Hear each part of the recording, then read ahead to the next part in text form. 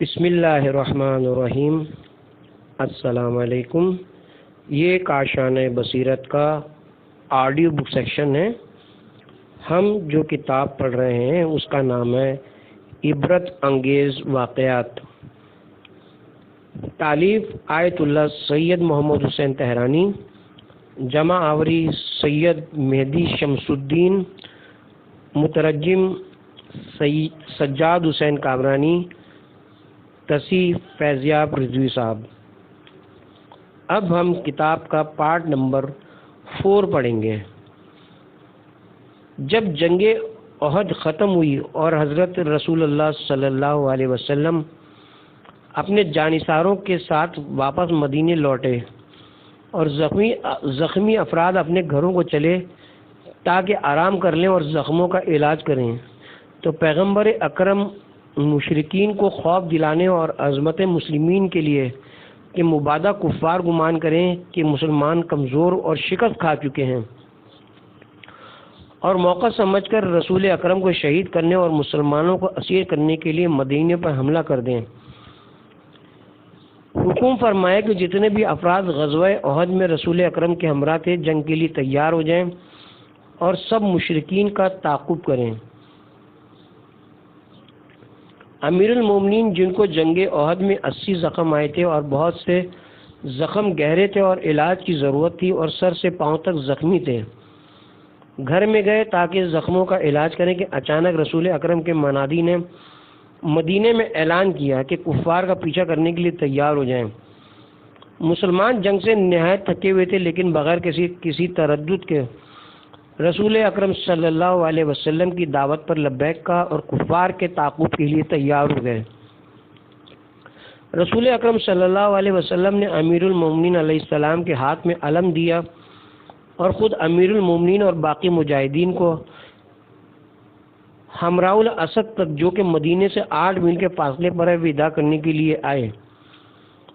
مشرکین قریش روحا کے مقام پر، جو کہ 30 یا 40 میل مدینے سے آگے ہے، پہنچ گئے تھے اور اظہار افسوس کر رہے تھے کہ اس جنگ میں پیغمبر اکرم کو قتل کیوں نہ کیا، اور کہہ رہے تھے کہ ہم نے نہ تو محمد کو قتل کیا اور نہ ہی ان کی عورتوں کو قید کیا۔ وہ خود کو اس بات پر تیار کر رہے تھے کہ دوبارہ مدینے پر حملہ کر دیں اور اسی گفتگو اور بحث میں تھے۔ ہمراہ الاسد پر مبید خزائی نے رسول اکرم صلی اللہ علیہ وسلم سے ملاقات کی، حالانکہ وہ مشرک تھا، لیکن مسلمان اور کافر قبیلہ خزایا سب رسول اکرم کے ہم پیمان تھے۔ مکے میں ان کا رسول اکرم سے معاہدہ ہوا کہ وہ کسی چیز کو رسول اکرم سے نہیں چھپائیں گے۔ معبد خزائی نے کہا، اے محمد، قسم بخدا، جو کچھ تم پر اور تمہارے اصحاب پر جنگ میں گزری ہم پر بہت گراں ہیں، اور ہم چاہتے ہیں کہ خداوند اس مصیبت کو تم سے دور رکھے۔ معبد وہاں سے چلا گیا۔ ابو سفیان اور اس کے لشکریوں سے روحا میں ملاقات کی۔ اس نے دیکھا کہ وہ ایک دوسرے کو کہہ رہے ہیں کہ گو ہم نے اصحاب محمد میں سے حمزہ جیسے صحابی کو قتل کیا، لیکن بنیاد کو ختم کیے بغیر واپس لوٹ آئے۔ جیسے ہی ابو سفیان نے معبد کو دیکھا تو اس سے کہا، تو مدینے سے آیا ہے، وہاں کی کیا خبر تھی؟ معبد نے کہا، محمد اپنے اصحاب باوفا کے ساتھ مدینے سے نکل چکے ہیں۔ ان کے ساتھ اتنا کثیر لشکر ہے کہ ایسی کثرت میں نے نہیں دیکھی، جو کہ آپ کے پیچھے آ رہے ہیں، اور ان کے ساتھ ہی اتنے غضبناک لوگ ہیں گویا آگ کا ایک شعلہ۔ ابو سفیان نے کہا، افسوس ہے تجھ پر، کیا کہہ رہے ہیں؟ معبد نے کہا، قسم بخدا ابھی تو یہاں سے کوچ نہیں کر پائے گا کہ مقدمۃ الجیش یعنی آگے آنے والے لشکر اسلام کو دیکھے گا۔ ابو سفیان نے کہا، قسم بخدا ہم نے پختہ ارادہ کر لیا کہ محمد اور اس کے لشکر پر حملہ کریں گے اور ان کو جڑ سے ختم کر دیں گے۔ معبد نے کہا، قسم بخدا میں اس میں کوئی صلاح نہیں دیکھتا۔ یہ سن کر ابو سفیان مکے کی طرف روانہ ہوا اور حملے پر فراز اور ترجیح دی۔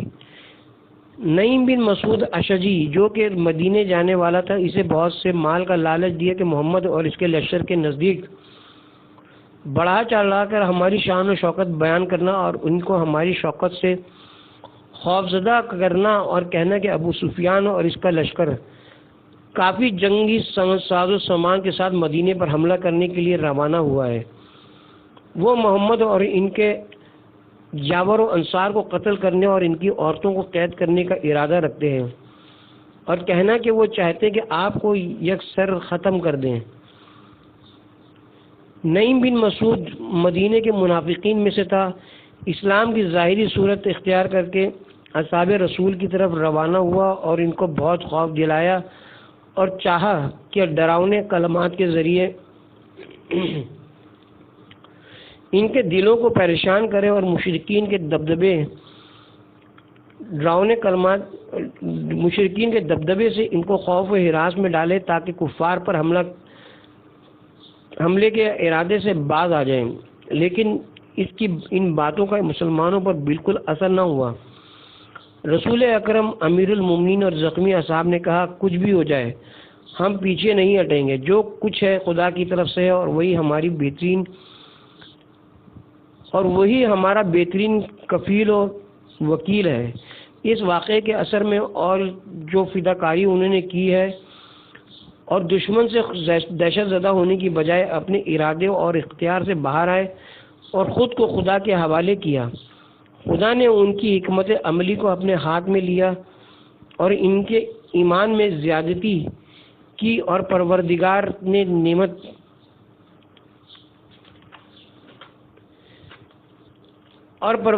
نعمت جو کہ مقام ولایت ہے ان کو عنایت کی۔ آل عمران آیت نمبر 173 اور 174۔ اور انہوں نے اس خطرے کے مقام پر اپنے نفس اور آسائش کی پیروی نہ کی بلکہ خوشنودی خدا کی پیروی کی، اور خداوند صاحب فضل اور بزرگ ہے۔ اس حال میں خداوند عالم نے اپنے پیغمبر کی نصرت فرمائی اور کامیاب و کامران واپس مدینے لوٹے۔ حضرت علی کی قمبر سے ملاقات۔ حضرت علی اپنے غلام قمبر کے ساتھ کپڑے کی دکان پر آئے اور 2 لباس خریدے، ایک 3 درہم قیمت کا اور دوسرا 2 درہم کا۔ 3 درہم والا اپنے غلام قمبر کو دیا اور 2 درہم والا خود پہنا۔ قمبر نے عرض کیا آپ 3 درہم والے کے زیادہ حقدار ہیں کیونکہ آپ ممبر پہ جاتے ہیں اور خطبہ دیتے ہیں۔ حضرت علی نے فرمایا اے قمبر تو جوان ہے، تجھے یہی لباس پہننا چاہیے، میں خدا سے شرم اور حیا محسوس کرتا ہوں کہ خود کو لباس کے معاملے میں تجھ پر فضیلت دوں۔ میں نے رسول خدا صلی اللہ علیہ وسلم سے سنا ہے کہ غلاموں کو وہ لباس پہناؤ جو تم خود پہنتے ہو اور ان کو وہی کھلاؤ جو خود کھاتے ہو۔ امام رضا اور غلام احمد بن محمد بلخ کے رہنے والے ایک شخص عبداللہ بن سلط سے نقل کرتے ہیں کہ میں امام رضا علیہ السلام کے ساتھ تھا جب حضرت خراسان کی طرف سفر کر رہے تھے۔ ایک دن حضرت نے کھانا طلب کیا اور سیاہ اور غیر سیاہ سب غلاموں کو کھانے پر دعوت دی۔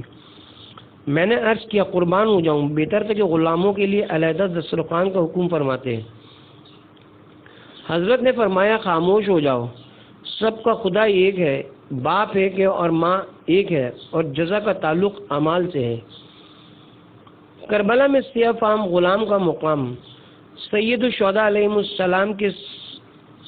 السلام کے سب اصحاب آپ کے ساتھ تھے اور سید الشہداء کے ساتھ جون نامی ایک سیاہ فام غلام بھی تھا، اور یہ پہلے حضرت ابو ذر غفاری کی ملکیت تھا، انہوں نے حضرت کو بخشا تھا۔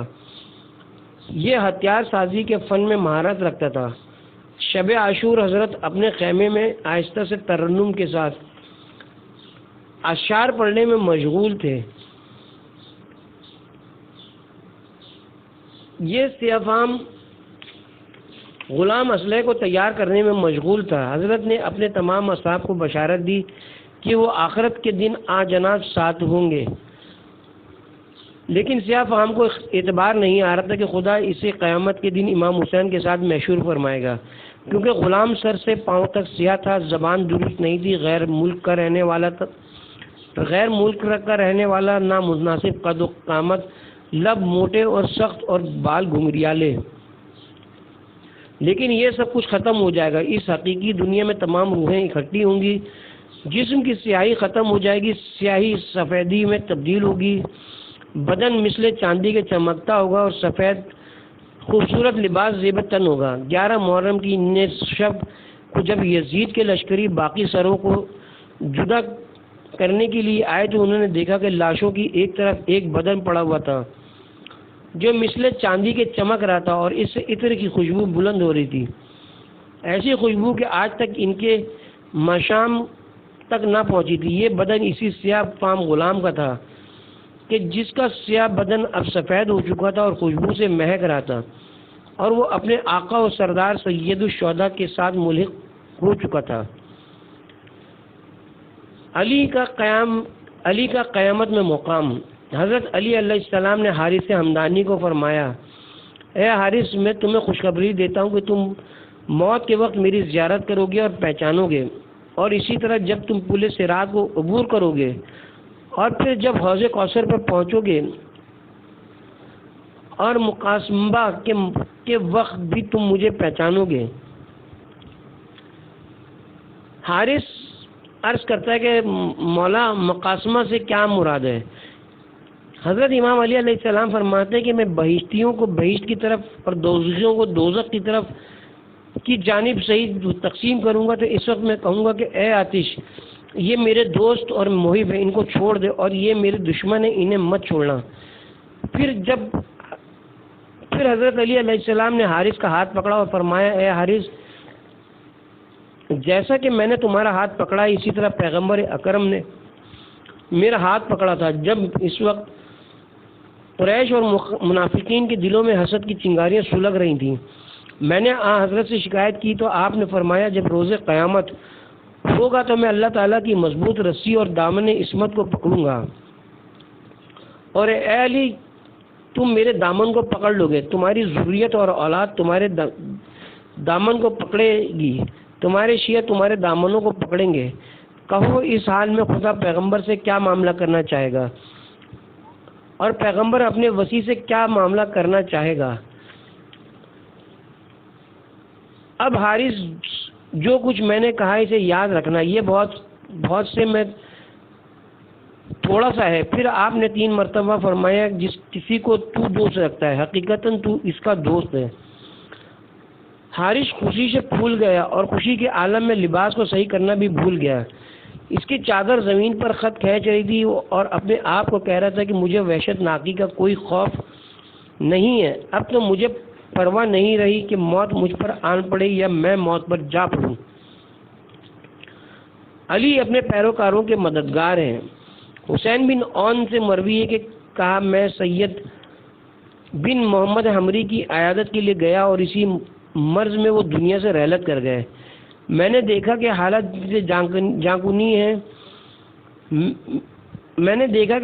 جانکنی میں ہیں اور کچھ لوگ ان کے ہمسایوں میں سے جو کہ سنی مذہب سے تعلق رکھتے ہیں ان کے ارد گرد جمع ہیں۔ سید حمری بہت ہی حسین و جمیل اور کشادہ پیشانی والے تھے، ایسے حال میں ان کے چہرے پر سیاہ نقطہ پیدا ہوا اور اس کی سیاہی میں اضافہ ہوتا گیا یہاں تک کہ پورا چہرہ سیاہ ہو گیا۔ وہ افراد جو شیعہ مذہب سے تعلق رکھتے تھے اور ان کے پاس بیٹھے ہوئے تھے نہایت غمگین اور پریشان ہوئے، لیکن ناصبی اور سنی مذہب سے تعلق رکھنے والے بہت خوش ہوئے اور شیعوں پر سب و شتم اور سرزنش شروع کر دی۔ تھوڑی دیر کے بعد جس جگہ سیاہ نقطہ پیدا ہوا تو وہاں ایک سفید اور نورانی نقطہ ظاہر ہوا اور رفتہ رفتہ اس کی سفیدی اور نورانیت میں اضافہ ہوتا گیا یہاں تک کہ مکمل چہرہ سفید اور درخشاں ہو گیا۔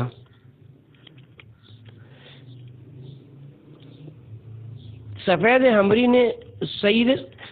حمری نے اپنے خوبصورت ہونٹوں کو کھولا اور خوشی اور شادمانی کی حالت میں ہنستے ہوئے کہا، یعنی جھوٹ کہتے ہیں وہ لوگ جو یہ گمان کرتے ہیں کہ علی بن ابی طالب اپنے دوستوں کے مصائب اور شدائد سے نجات نہیں دے سکتے۔ بتحقیق قسم بخدا کہ میں بہشت عدن میں داخل ہو چکا ہوں اور پروردگار نے میرے تمام گناہوں سے درگزر فرمایا۔ پس علی ابن ابی طالب کے موالیوں اور محبین کو بشارت دے دو کہ مرنے تک اور زندگی کے آخری سانس تک علی کی ولایت پر قائم رہیں۔ علی علیہ السلام کے بعد ان کے بیٹوں کی باری باری امامت و ولایت پر یقین محکم رکھو۔ اس کے بعد فرمایا قسم بخدا میں گواہی دیتا ہوں کہ خدا کے سوا کوئی معبود نہیں، اور قسم بخدا میں گواہی دیتا ہوں کہ محمد اللہ کے رسول ہیں۔ قسم بخدا میں گواہی دیتا ہوں کہ علی مومنوں کے امیر ہیں۔ میں گواہی دیتا ہوں کہ سوائے خدا کے کوئی پرستش کے لائق نہیں ہے۔ اور اس کے بعد اپنی آنکھوں کو بند کیا اور ان کی روح اس آسانی سے جسم سے باہر نکلی جیسے روشنی کی بتی خاموش ہو جائے یا ریت کا دانہ ہاتھ سے گر جائے۔ عباد بن حبیب کہتا ہے کہ میں امام جعفر صادق علیہ السلام کی خدمت میں بیٹھا ہوا تھا کہ سید حمیری کی موت کی خبر پہنچی۔ حضرت نے ان کے لیے دعا کی اور خدا سے طلب رحمت کی۔ وہاں ایک شخص موجود تھا، اس نے عرض کیا اے فرزند رسول، سید حمری شراب پیتا تھا اور رجعیت کا قائل تھا، یعنی محمد بن حنفیہ کی رجعیت کا قائل تھا، ورنہ ائمہ معصومین کی رجعیت کا عقیدہ رکھنا شیعہ کے مسلمہ اصول میں سے ہے۔ حضرت نے فرمایا میرے والد نے مجھے بتایا اور انہوں نے میرے جد اقدس سے نقل کیا ہے کہ آل محمد کا دوست اس وقت تک نہیں مرتا جب تک توبہ نہ کر لے۔ سید حمری نے توبہ کی ہے، پھر اپنی جائے سجدہ کے نیچے سے ایک خط نکالا اور فرمایا یہ خط ہے جو سید حمری نے مجھے لکھا اور اس میں توبہ کا ذکر کیا ہے اور مجھ سے مغفرت اور دعا طلب کی ہے۔ جب سید فوت ہوئے تو تمام شیعان جو بغداد میں رہتے تھے اور جن کی اصل کوفہ میں تھی جمع ہوئے اور تشییع جنازہ کی۔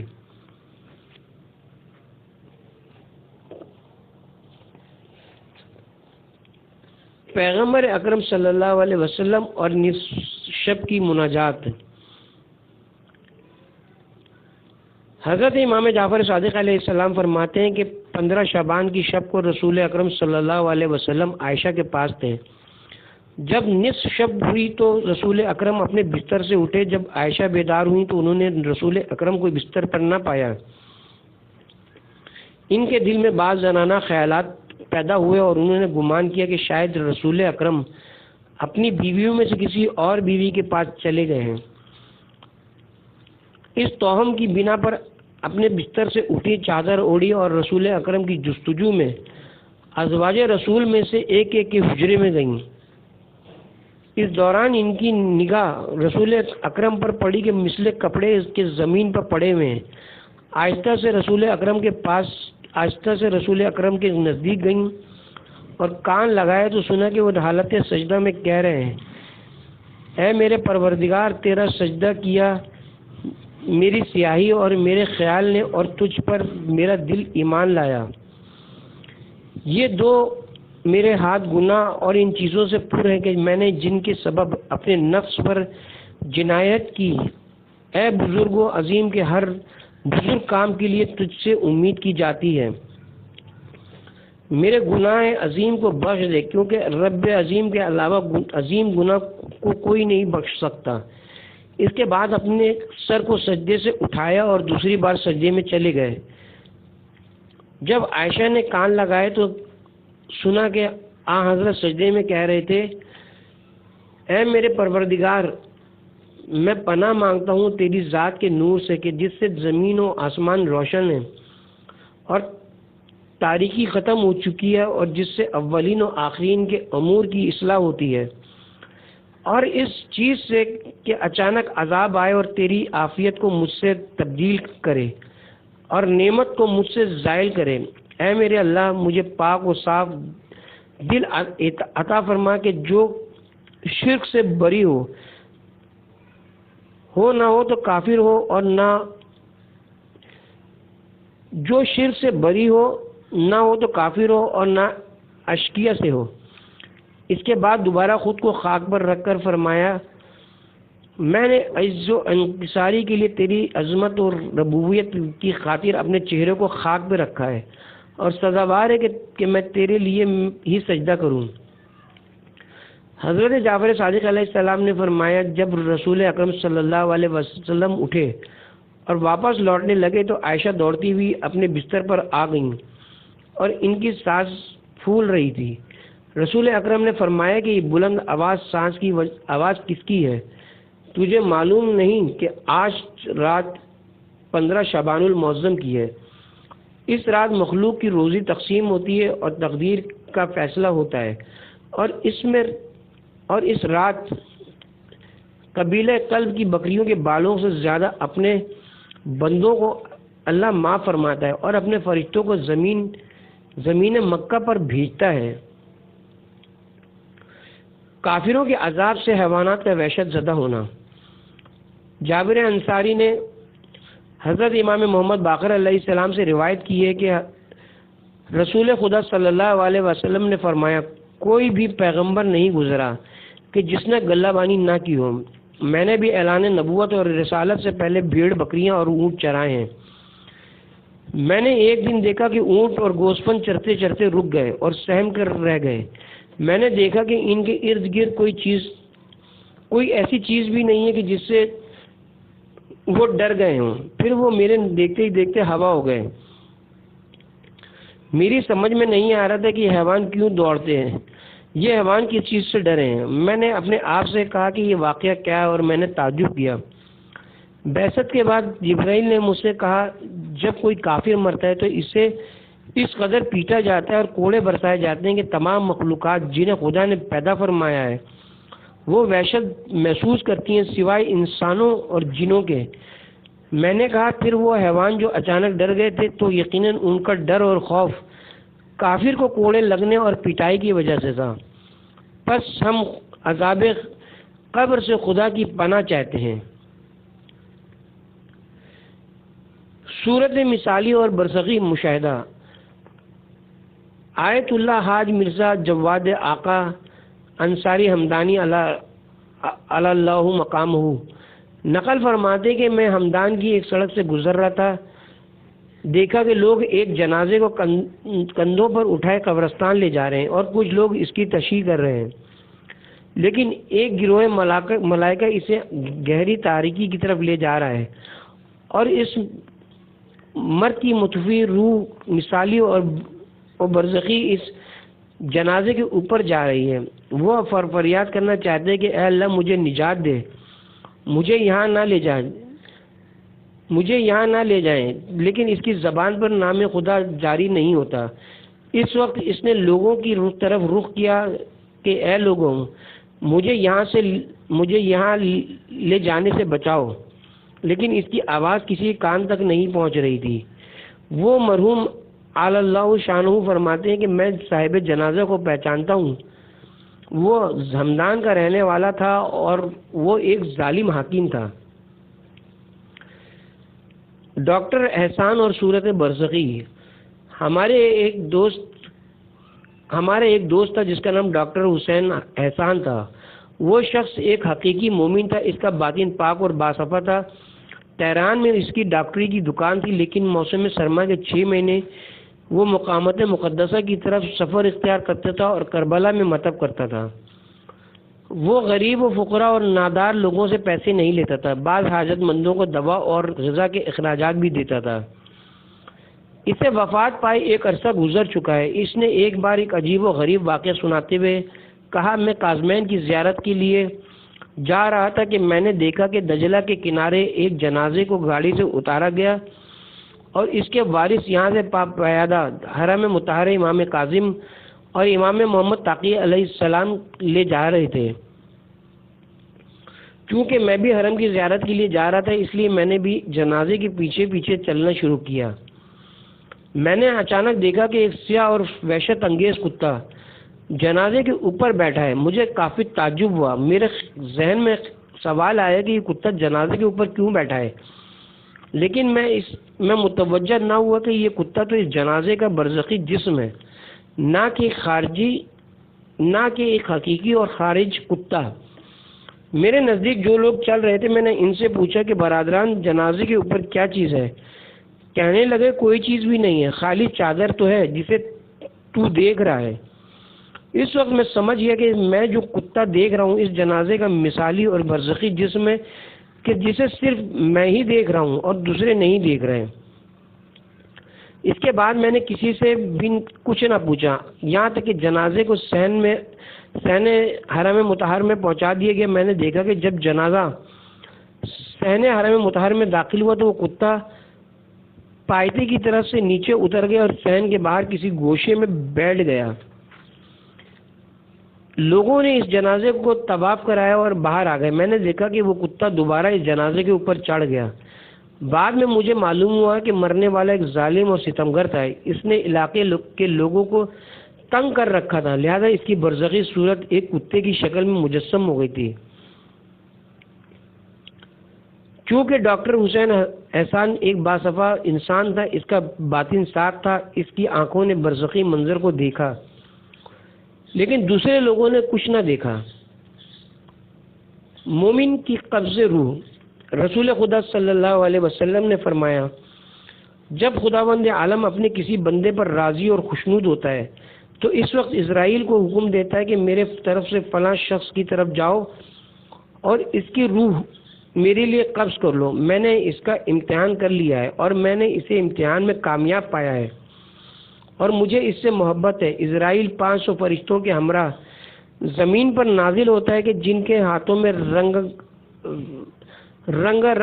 گلدستے ہوتے ہیں، ان پھولوں کی پتیاں زعفران کی ہوتی ہیں۔ یہ فرشتے صالح اور مومن بندے کے پاس آتے ہیں اور ان میں سے ہر ایک فرشتہ اس کو بشارت دیتا ہے کہ ہر ایک کی بشارت ایک دوسرے سے مختلف، نرالی اور انوکھی ہوتی ہے۔ اس وقت آسمان پر بھی فرشتے اپنے دونوں ہاتھوں میں پھولوں کی پتیاں اور زعفران کے گلدستے لیے ہوئے لمبی صف باندھ کر مومن کی روح کا استقبال کرتے ہیں تاکہ وہ اس صالح بندے کی روح کا جلال و شکوہ سے استقبال کریں۔ جب اس حالت میں شیطانوں کا رئیس ابلیس اس شان و شوکت اور روح پرور منظر کو دیکھتا ہے تو اپنے دونوں ہاتھوں کو سر پر رکھ کر فریاد بلند کرتا ہے اور چیختا چلاتا ہے۔ ابلیس کے چیلے جب اپنے رئیس اور گروہ کی اس خستہ حالت کو دیکھتے ہیں تو وہ وحشت زدہ ہو جاتے ہیں اور پوچھتے ہیں کہ اے ہمارے بزرگ، کیا حادثہ رونما ہوا ہے کہ جس نے تجھے اس قدر پریشان و غمگین کر دیا ہے؟ ابلیس جواب دیتا ہے کیا تم دیکھ نہیں رہے ہو کہ یہ بندہ خدا کی کس جلالت و عظمت و تکریم و احترام کے ساتھ جا رہا ہے؟ تم نے اسے گمراہ کیوں نہ کیا؟ تم گمراہی کے وقت کہاں تھے؟ وہ کہتے ہیں اے گرو، ہم نے پوری شیطانی توانائیاں صرف کی، ہم نے اسے گمراہ کرنے کی پوری کوشش کی لیکن وہ ہمارے جال میں نہیں پھنسا۔ اس روایت میں 500 فرشتوں کی تعداد مومن کے درجات اور قابلیت کی بنا پر ہے۔ اگر مومن کے درجات خدا کے نزدیک بلند ہو تو ممکن ہے کہ خدا 1000 فرشتے یا 10,000 یا 70,000 فرشتے بھیجے۔ شہادت سے عشق، بریر بن خضیر ہمدانی قاری قرآن تھے، ان کا تعلق قبیلہ ہمدان سے تھا اور امام علی مقام سید الشہداء کے بزرگ اصحاب میں سے تھے۔ مسجد کوفہ میں بیٹھتے اور اپنے مکتب علمی میں درس سے قرآن و احکام سیکھتے۔ عاشورہ کی صبح کے وقت بریر عبد الربہ انصاری کے ساتھ خیمے میں کھڑے تھے۔ اس موقع پر بریر نے عبد الرحمن کے ساتھ شوخی اور مذاق شروع کر دیا۔ عبد الرحمن نے بریر سے کہا مذاق کو چھوڑیے، خدا کی قسم یہ مذاق و شوخی کا موقع نہیں۔ بریر نے جواب میں کہا قسم بخدا میرے قبیلے اور قوم کے لوگ جانتے ہیں کہ میں اہل مزاح اور باطل کلام کرنے والوں میں سے نہیں ہوں، نہ میں نے جوانی اور نہ بڑھاپے میں ایسی گفتگو کی ہے، لیکن قسم بخدا اب میں اس قدر خوش و مسرور ہوں کہ ہم ان کے ساتھ ملاقات کریں گے۔ خدا کی قسم ہمارے اور حوران بہشت سے ملاقات کے درمیان بہت کم فاصلہ رہ گیا ہے، صرف ایک حملہ جو اس قوم کی طرف سے ہوگا اور ہم اپنی جان فرزند رسول کے قدموں پر نثار کریں گے۔ اور میں کتنا دوست رکھتا ہوں اس وقت کو کہ وہ جلدی آئے۔ وصل کا وعدہ جیسے جیسے قریب ہوتا جاتا ہے، عشق کی آگ کا شعلہ اور بھڑکتا ہے۔ مردوں کا سماعت کرنا۔ رسول خدا صلی اللہ علیہ وسلم سے مروی ہے کہ جنگ بدر میں جب مشرکین مغلوب ہوئے اور قتل ہوئے اور انہوں نے اپنے مقتولین کی لاشیں چاہے بدر میں ڈالیں تو حضرت نے کنویں کے دہانے پر کھڑے ہو کر قتل ہونے والوں کو خطاب فرمایا، تم کتنے برے ہمسائے تھے۔ رسول کہ اس کو اپنے گھر میں جو کہ مکے میں سے نکالا اور دور کیا، اور پھر تم سب نے جمع ہو کر اس کے ساتھ جنگ و جدال کیا، پس جو وعدہ خدا نے میرے ساتھ کیا ہے میں نے اسے سچا پایا۔ اب تم بتاؤ تم نے وعدہ الہی کو سچا پایا ہے یا نہیں؟ حضرت عمر نے کہا، یا رسول اللہ، آپ ان اجسام سے مخاطب ہیں جن میں روح نہیں ہے، کیا وہ آپ کی گفتگو سن رہے ہیں؟ حضرت نے فرمایا، اے خطاب کے بیٹے، خاموش ہو جا، قسم بخدا تو ان سے زیادہ سننے والا نہیں ہے، ان کے اور ان ملائکہ کے درمیان زیادہ فاصلہ نہیں جو فولادی گرز لیے کھڑے ہیں، مگر یہ کہ میں اپنے رخ کو ان سے ہٹاؤں۔ مقتولین جمل سے حضرت علی کی گفتگو۔ امیر المومنین علیہ السلام سے مروی کہ جب آپ بصرے میں اہل جمل کو قتل کرنے سے فارغ ہوئے تو گھوڑے پر سوار ہو کر صفوں کو چیرتے ہوئے کعب بن سورہ کی لاش پر پہنچے۔ کعب بصرے کا قاضی تھا اور یہ عہدہ اور منصب اسے عمر بن خطاب نے دیا تھا۔ کعب اہل بصرہ میں اس عہدے قضاوت پر عمر کے زمانے سے لے کر عثمان کے زمانے تک باقی رہا۔ جب بصرے میں اہل جمل کا فتنہ امیر المومنین علیہ السلام کے خلاف برپا ہوا تو کعب اپنی گردن میں قرآن کو حامل کر کے اپنے تمام بیٹوں اور اہل کے ساتھ حضرت سے جنگ کرنے کے لیے نکلا اور سب قتل ہوئے۔ حضرت علی علیہ السلام لاشوں کے درمیان سے گزرنے لگے تو دیکھا کہ کعب وہاں پڑا ہوا تھا۔ آپ وہاں رک گئے اور فرمایا، کعب کو اٹھا کر بیٹھاؤ۔ لوگوں نے اسے بیٹھا دیا۔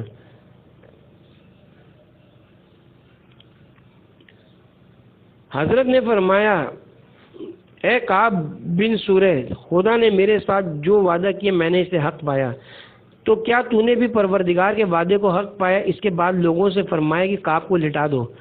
آپ تھوڑا سا آگے چلے یہاں تک کہ طلحہ بن عبداللہ کے پاس پہنچے کہ وہ لاشوں کے درمیان پڑے ہوئے تھے، اور طلحہ کو بھی وہی خطاب فرمایا جو کعب کو فرمایا تھا۔ پھر فرمایا کہ طلحہ کو لٹا دو۔ وہاں پر موجود ایک صحابی نے عرض کیا کہ آپ کی ان دونوں میتوں سے گفتگو جو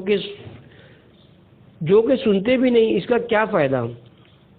حضرت نے فرمایا، اے شخص، قسم بخدا وہ میرا کلام سنتے ہیں جس طرح اہل قلیب چاہے بدر نے رسول اکرم کا کلام سنا تھا۔ سعد بن معاذ کی موت۔ عمر بن یسا نے عبداللہ بن منان سے اور انہوں نے امام جعفر صادق علیہ السلام سے روایت نقل کی ہے کہ وہ مدینے کے کچھ انصاری رسول اکرم صلی اللہ علیہ وسلم کی خدمت میں آئے اور سعد بن معاذ کی موت کے بارے میں مطلع کیا۔ رسول اکرم اپنے اصحاب کے ہمراہ اس کے گھر کی طرف چلے۔ جب اس کے گھر میں داخل ہوئے تو آپ نے دیکھا کہ اس کے احباب اور وابستگان اس کے جنازے کو غسل دینے میں مصروف ہیں۔ انہوں نے غسل مکمل کیا۔ اس کے بعد سعد کو حنوط کیا، کفن پہنایا اور قبرستان بقیع کی طرف لے چلے۔ اس وقت رسول اکرم پا برہنہ اور بغیر رضا کے جنازے کی تشییع کر رہے تھے۔ کبھی تابوت کو دائیں طرف سے کندھا دیتے اور کبھی بائیں طرف سے، یہاں تک کہ سعد کے جنازے کو قبر کی پائتی کی طرف لا کر رکھا گیا۔ رسول اکرم خود قبر میں اترے، اس کی لحد کو درست کیا اور اسے قبر میں اتارا، اینٹوں اور پتھروں کو درست کیا اور گارے سے اینٹوں کے سوراخوں کو بند کیا۔ رسول اکرم جب قبر سے فارغ ہوئے تو اوپر مٹی ڈالی اور قبر کو برابر کیا اور فرمایا، میں جانتا ہوں کہ قبر بھی کہنا اور بوسیدہ ہو جائے گی، لیکن خدا دوست رکھتا ہے اس شخص کو جو محکم اور مضبوط کام کرے۔ جب قبر کو برابر کر چکے اور مٹی ڈالنے سے فارغ ہوئے تو سعد کی والدہ نے کہا اے سعد تجھے بہشت مبارک ہو۔ رسول اکرم نے سعد کی والدہ سے فرمایا اے مادر سعد خدا کے متعلق یقینی طور پر کچھ بھی نہ کہو۔ اس وقت سعد کو فشار قبر نے اپنی گرفت میں لیا ہوا ہے۔ مراسم تدفین کے بعد لوگ اپنے اپنے گھروں کو لوٹ گئے۔ رسول اکرم بھی اپنے خانہ اقدس کی طرف چلے گئے۔ اسی دوران لوگوں نے نبی اکرم سے پوچھا اے اللہ کے رسول جس طرح آپ نے سعد کے دفن و کفن میں دلچسپی لی ہم نے دیکھا ہے کہ آپ نے آج تک کسی اور کے ساتھ ایسا رویہ اختیار نہیں کیا۔ سر اور پا برہنہ ان کے جنازے کو آپ نے اٹھایا۔ حضور اکرم صلی اللہ علیہ وسلم نے فرمایا میں نے دیکھا کہ آسمان کے فرشتے سر و پا برہنہ تشییع جنازہ کر رہے ہیں۔ میں نے بھی ان کی پیروی کی۔ لوگوں نے عرض کیا ہم نے دیکھا کہ آپ کبھی چارپائی کو دائیں طرف سے کندھا دیتے اور کبھی بائیں طرف سے کندھا دیتے تھے، آخر اس کی کیا وجہ تھی؟ حضرت نے فرمایا میرا ہاتھ جبرائیل کے ہاتھ میں تھا، وہ جہاں سے شروع کرتے اور کندھا دیتے تو میں بھی وہاں سے جنازے کو اٹھاتا۔ عرض کیا کہ آپ نے خود جنازے کو غسل دینے کا حکم دیا اور آپ نے ان کے نماز جنازہ خود پڑھائی اور ان کو سپرد خاک بھی خود کیا۔ ان ساری فضیلتوں اور عظمتوں کو سعد کے لیے بیان کرنے کے بعد آپ نے فرمایا کہ اس کو فشار قبر ہو رہا ہے، یہ کیوں؟ پیغمبر اسلام نے ان کے جواب میں فرمایا جی ہاں سعد اپنے خاندان سے ترشی اور سختی سے پیش آتے تھے اس لیے انہیں فشار قبر ہوا ہے۔